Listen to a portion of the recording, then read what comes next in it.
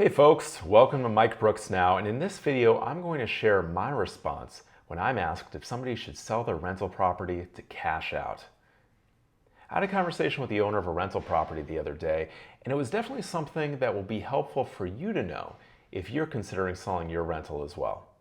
Now this property is a single family home in Surprise, Arizona. About 10 years ago, the owner inherited it from family that had unfortunately passed away. It's completely paid off, so aside from insurance and taxes, she collects the majority of the income that it produces every month. I don't know about you, but to me that sounds pretty good. You can imagine that the home's value has appreciated quite a bit since the beginning of her ownership, and that's why she's thought about selling it. So here we are, we're seeing record home prices, low inventory, and she's seeing dollar signs, wants to cash out and enjoy the proceeds. And it sounds magical. So, Mike, what's the problem? Well, let me tell you. Whenever I hear someone say they want to make a big decision, and especially when that decision is concerning an investment, I ask, why? You really need to know why you are doing something, because the answer can help illuminate your path forward. Her answer was that she just wants the money. And yeah, that sounds good. But here I am, and I'm imagining her cashing out and blowing through the money over a few years and really having nothing at the end of it. To me, it's just a bad idea. There are clearly times when one should consider selling a rental property, and there are strategies for doing so.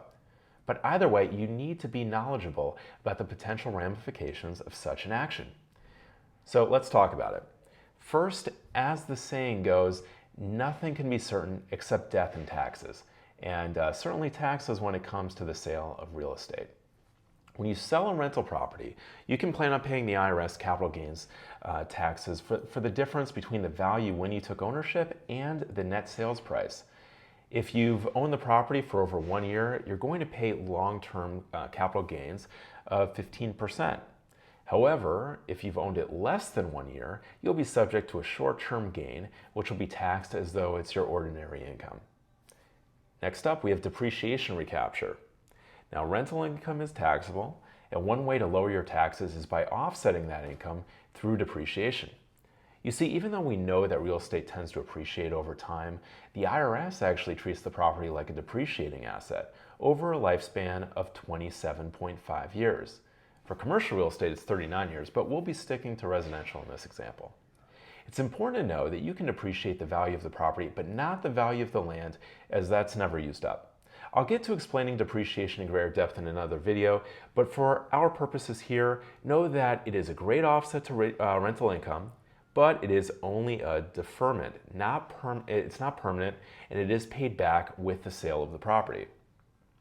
So we've been talking about the tax consequences, but I haven't even gotten to the actual cost of selling the property, of course. You know, you've got agent commissions, escrow fees, title fees, transfer fees, HOA fees. There are lots of fees involved in the sale. They can range anywhere between 8 to 9% of the property's value. So to review, if you decide to sell your property outright, you will be giving up a significant sum of money. Between the capital gains taxes, depreciation recapture, and sales cost, it kind of makes you wonder if it's worth selling. And that's the point of what I'm talking about.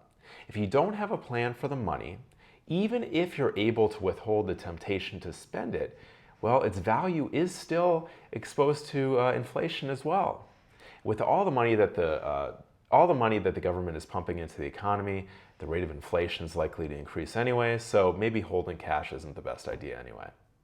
So if you, like my client, ask me if it's a good idea to sell your rental property to cash out with no plan, then I say, don't do it.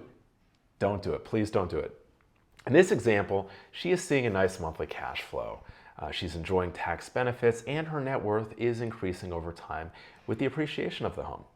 That said, if she actually had goals to increase her wealth by using real estate, then there are many options for how this home could be the ultimate building block for her. And of course, that video will be coming soon. Thanks for joining me. Please consider subscribing below, and be well.